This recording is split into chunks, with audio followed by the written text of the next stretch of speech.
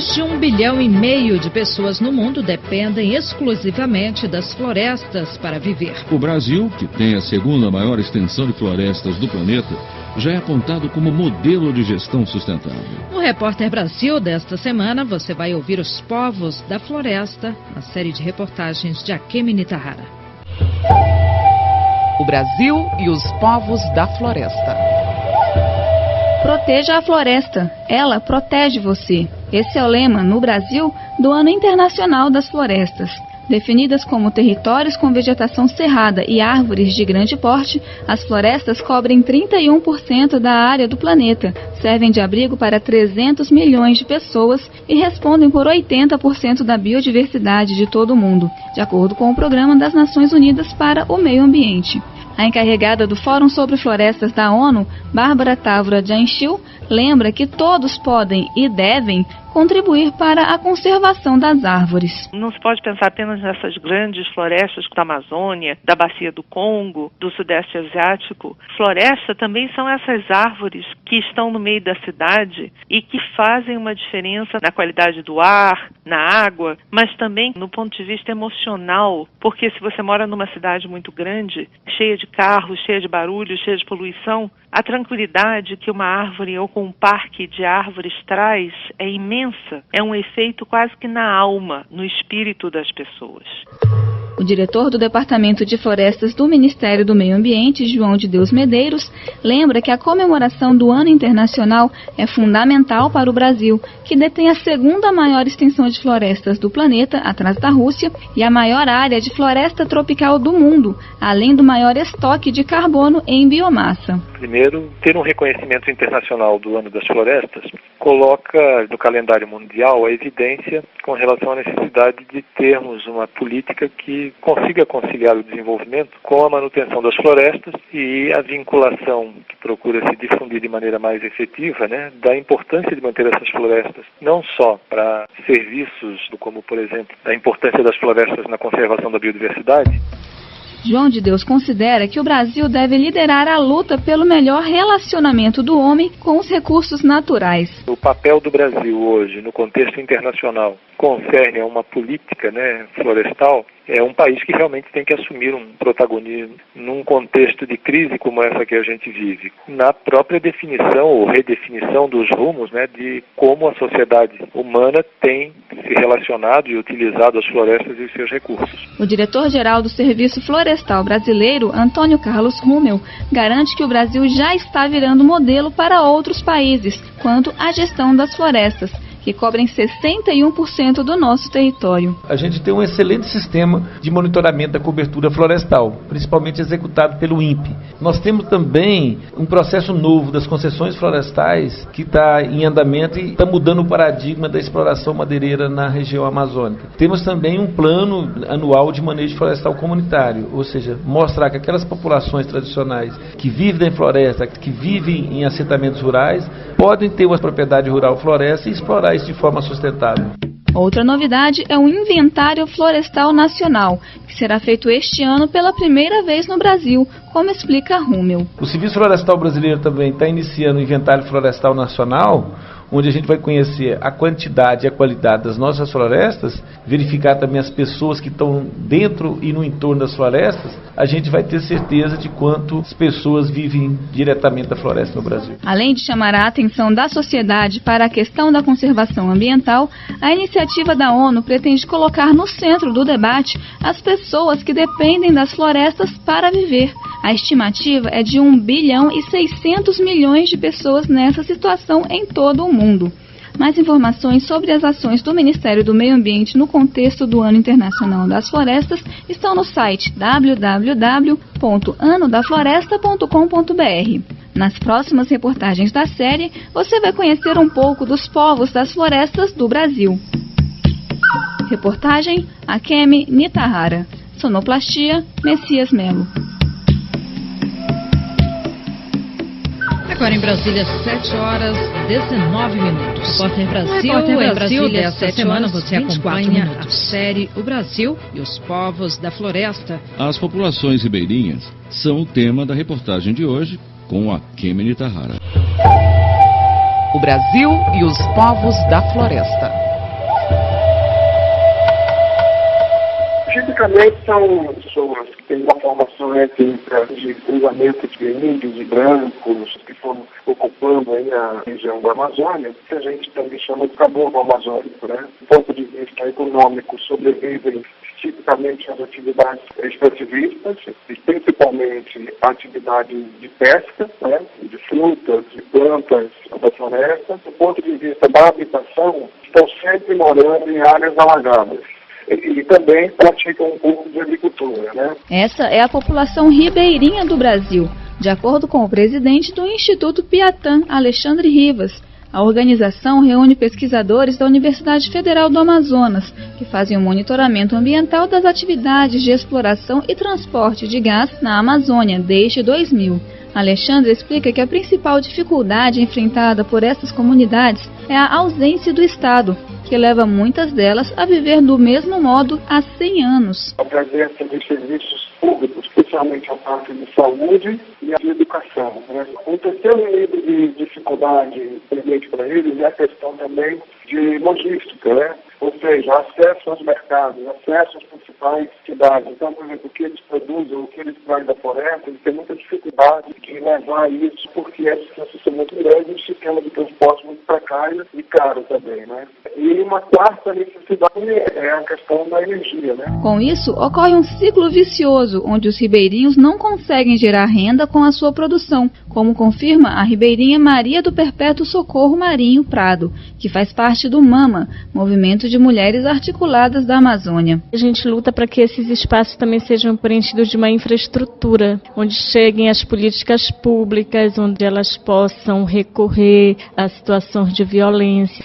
São espaços longínquos, né, de difícil acesso. Quando elas produzem ou para vender, né, muita coisa se perde. Então é todo um trabalho que se faz, né, para organizar essas mulheres, para elas terem acesso a esses recursos. Segundo o pesquisador do Instituto do Homem e Meio Ambiente da Amazônia, Beto Veríssimo, mais de 2 milhões de pessoas vivem diretamente da floresta amazônica brasileira, entre indígenas e populações tradicionais, ainda em condições precárias. No Ano Internacional das Florestas, você tem que continuar cumprindo as garantias de direito de propriedade, melhorar as condições de vida, especialmente os indicadores sociais e de saúde dessas populações, fazer com que o trabalho que elas têm de conservar suas florestas seja remunerado, que realmente pague a essas comunidades o serviço que elas serem guardiões da floresta, portanto, prestando serviços ambientais, regulando o clima, regulando os ciclos de chuva, protegendo biodiversidade. De acordo com o diretor do Departamento de Florestas do Ministério do Meio Ambiente, João de Deus Medeiros,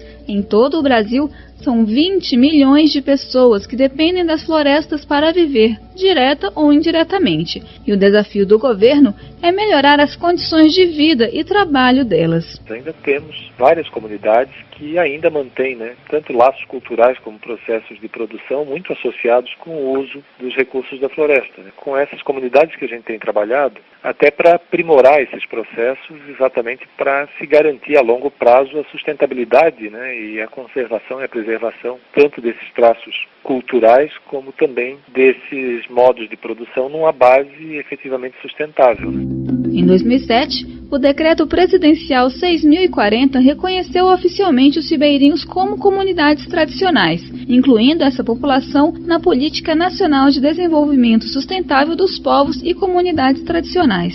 Entre as determinações da política estão a integração no Sistema Nacional de Segurança Alimentar, garantia do território, acesso aos recursos naturais e direito de ser ouvido pelo governo em questões de seu interesse. Amanhã você conhece um pouco das comunidades remanescentes de escravos. Reportagem Akemi Nitahara. Brasil, Sonoplastia Messias Melo. A nação que a gente chama de grupo étnico, Repórter Brasil, 7 horas 24 minutos em Brasília. E a grande maioria, ou as comunidades que a gente conhece, tem uma visão de um território que ocupam de forma coletiva. Angola, Congo, Benguela, O mais conhecido quilombo do Brasil colonial foi o dos Palmares, na Serra da Barriga, hoje estado de Alagoas, que durou mais de 100 anos e se transformou em símbolo da resistência à escravatura.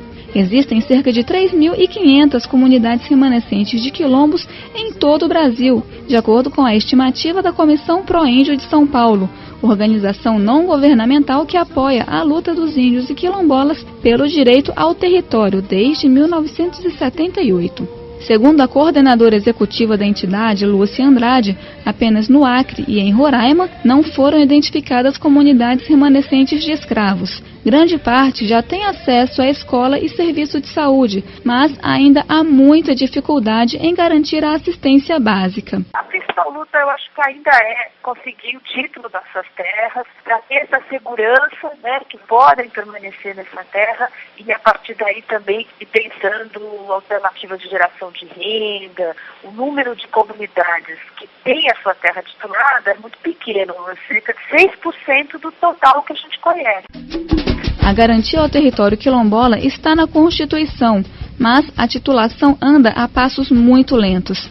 A secretária de Políticas para Comunidades Tradicionais da CEPIR, Secretaria de Políticas de Promoção e Igualdade Racial, Ivonete Carvalho, explica que o decreto 4887 de 2003 assegura o direito à terra. A partir do momento que a comunidade se auto-identificar e for reconhecida pela Fundação Cultural Palmares, ela requer ao INCRA uma abertura de um processo de regularização fundiária como um território quilombola. De acordo com a Ivonete, apenas 185 das 1.700 comunidades reconhecidas oficialmente pelo Estado já têm o título da terra.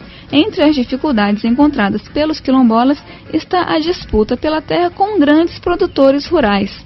A secretária lembra que os quilombolas estão inseridos nos processos de produção no Brasil, mas precisam da terra demarcada para conseguir gerar a própria renda. Entre as políticas públicas específicas está o Programa Brasil Quilombola, coordenado pela CEPIR e que envolve 23 ministérios, como explica Ivonete. Cada ministério prioriza ações para os quilombolas, né? Nós temos ações na área de saúde, construção de escola, discussão sobre a formação de professores, um currículo que reconheça e que inclua a história do povo africano e do povo afro-brasileiro, né? Nos currículos escolares, né? O programa Luz para Todos, o Bolsa Família e agora com o programa Brasil Sem Miséria, as comunidades quilombolas serão priorizadas. Ela informa que mais de 25 mil famílias quilombolas são atendidas pelo Bolsa Família. A gente está no momento de realmente focar, identificar a realidade das nossas comunidades quilombolas e a partir disso está articulando as políticas públicas que de fato modifiquem a realidade e garanta uma reparação histórica. Nós temos o entendimento que a sociedade brasileira tem uma dívida com o povo negro brasileiro. Lembrando que muitas vezes a população quilombola é ribeirinha, extrativista ou quebradeira de coco, e que as políticas públicas destinadas a ela acabam por abranger outras comunidades tradicionais. Na próxima matéria, vamos falar sobre a população que retira seu sustento da floresta, sem derrubar a mata. Reportagem Akemi Nitahara. Sonoplastia Messias Melo. Dos óleos vegetais, da fibra, do açaí, agora em Brasília, 7 horas 23 minutos. Borracha, temos as pessoas que trabalham com os couros vegetais e tem as pessoas que fornecem leite no látex para a fabricação de preservativos, luvas e outras coisas. Esses são apenas alguns exemplos de como tirar o sustento da floresta, sem derrubar as árvores, de acordo com o presidente do Conselho Nacional das Populações Extrativistas, Manuel Silva da Cunha. Ele representa as comunidades da Amazônia, mas lembra que em outros biomas, como Cerrado, Caatinga e Mata Atlântica, também existe extrativismo. Claro que os produtos são outros, como o pequi no centro-oeste e o caranguejo no litoral. Célia Regina das Neves, que vive na reserva extrativista Mãe Grande, em Curuçá, no Pará, cobra que as políticas públicas para quem vive na floresta sejam diferentes das que são feitas para as cidades. A maior dificuldade é porque as políticas públicas elas têm que ser diferenciadas. desde a questão da produção, da família em si, da organização comunitária, da convivência com os recursos naturais e principalmente a questão da regularização fundiária, do ordenamento ambiental. Isso é fundamental dentro das populações da floresta. Manuel Cunha aponta a questão fundiária como principal problema. Essas comunidades de extrativistas, elas foram migradas do Nordeste na época, no ciclo da borracha, mas elas vieram e ficaram sobre terra que está na mão de alguém, que até hoje esse processo ainda permanece. Inclusive, nas reservas extrativistas, onde há um decreto do governo federal,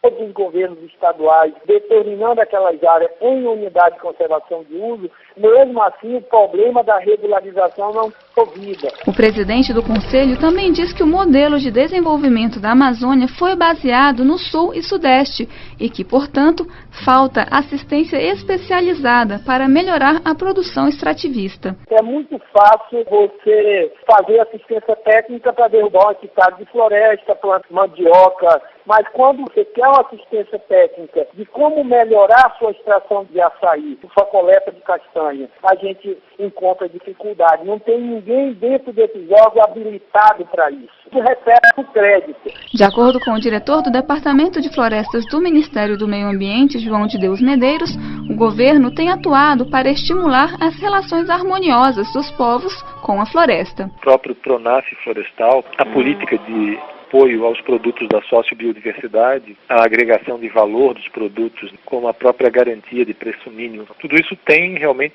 surtido resultados assim, bastante interessantes. É um desafio enorme, sem dúvida, né? Fazer com que esses povos que vivem na e da floresta possam também se integrar, resguardando a sustentabilidade de seus modos de produção. O Repórter Brasil apresenta agora a última reportagem da série O Brasil e os Povos da Floresta.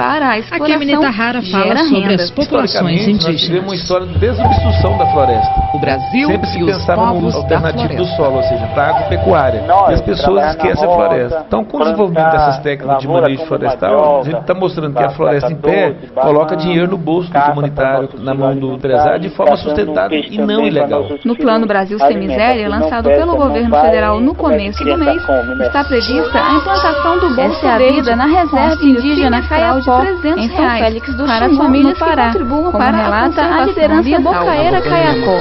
A reserva é uma das 611 existentes no país, entre as terras indígenas em diferentes fases de homologação. Mais da metade delas, 398, já estão regularizadas, de acordo com dados da FUNAI. A obrigação do Estado de fazer a demarcação das terras indígenas e conservar a diversidade cultural é uma conquista recente, como explica o secretário adjunto do CIMI, Conselho Indigenista Missionário, Paulo Feitosa. Em 1988, a legislação brasileira se orientava na perspectiva chamada integracionista, quer dizer, o Estado trabalhava para integrar os índios à chamada sociedade nacional. Então havia uma ideia que esses povos deixariam de existir enquanto agrupamentos étnicos. E a Constituição reverteu completamente isso. De acordo com Saulo, uma das consequências da demarcação foi o aumento populacional. Se na década de 70 eram cerca de 200 mil índios no Brasil, os dados preliminares do censo 2010 do IBGE apontam para 800 mil, divididos em 250 povos, dos quais 300 mil índios vivem nas cidades. E também foram identificados 90 povos isolados, que preferem não manter contato com os brancos. O secretário do CIMI explica que a política indigenista mudou, mas os problemas ainda são muitos. Problemas de demarcação de terra, que se arrastam, desde décadas atrás. Tem a questão da violência, ainda hoje há uma grande quantidade de assassinatos de indígenas, especialmente em alguns estados como Mato Grosso do Sul, que é uma média de 4 assassinatos por mês, seja em decorrência dos conflitos com os invasores da terra, e assassinatos promovidos por pistoleiros mesmo, ou mesmo das condições em que se encontram os povos indígenas, confinados em pequenos espaços de terra, que também provocam um índice grande de violência entre eles. Procurada pela reportagem, a FUNAI não quis gravar entrevista.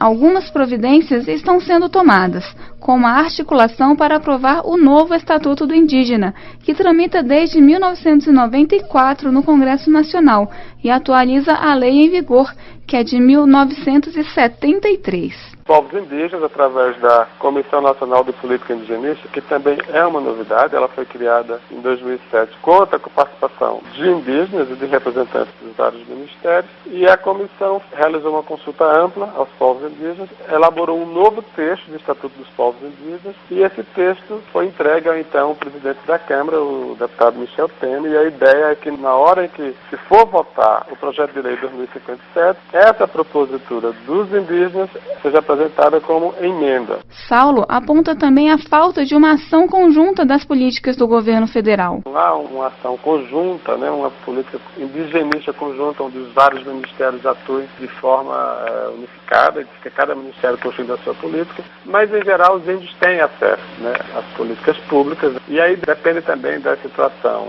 Há uma carência muito grande, uma desassistência, há problemas graves na área de saúde, embora nós tenhamos desde os anos 90 subsistema especial de atenção à saúde indígena, na prática há muitos casos de morte por falta de assistência. Mas o índio Bocaeira lembra que os povos também buscam melhorar de vida e defender seus direitos. Hoje no Brasil, nós já tem índio que está fazendo faculdade, um está fazendo doutorado, outro está fazendo curso de direito, Esse é um avanço bom para nós, E ainda hoje, que nós estamos preservando a nossa cultura ainda. Através do estudo nós aprendemos mais, aí tem como que defender nosso direito. Aquele direito está no papel, tem como que a gente colocar em prática, Assim como em todo o país, há muita desigualdade entre os povos indígenas. A pluralidade cultural é grande e o acesso aos serviços públicos muito restrito. Mas, com a Constituição de 1988, os povos que habitam Pindorama há pelo menos 12 mil anos tiveram reconhecido o direito de manter seus costumes e tradições. Exercer esse direito na prática é uma conquista do dia a dia. Reportagem Akemi Nitahara. Sonoplastia Messias Melo.